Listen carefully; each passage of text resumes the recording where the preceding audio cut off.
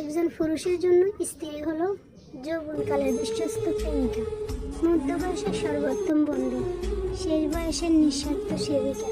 সুতরাং নিজের স্ত্রীকে ভালোবাসুন, কখনো অবহেলা করবেন না, সবসময় আগলে রাখতে শিখুন।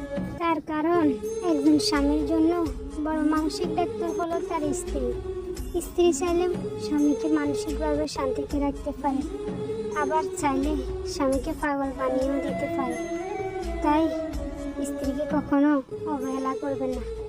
আবার অপরদিকে একজন ভালো স্ত্রী হতে স্বামীর ভালোবাসা খুবই প্রয়োজন। একজন ভালো রাঁধুনি হতে স্বামীর প্রশংসা খুবই প্রয়োজন। একজন গৃহবধূ হতে স্বামীর সহযোগিতা খুবই প্রয়োজন। একজন সফল নারী হতে স্বামীর অনুপ্রেরণা খুবই প্রয়োজন। তাই একজন অপরজনের পরিপূরক হয়ে উঠুন।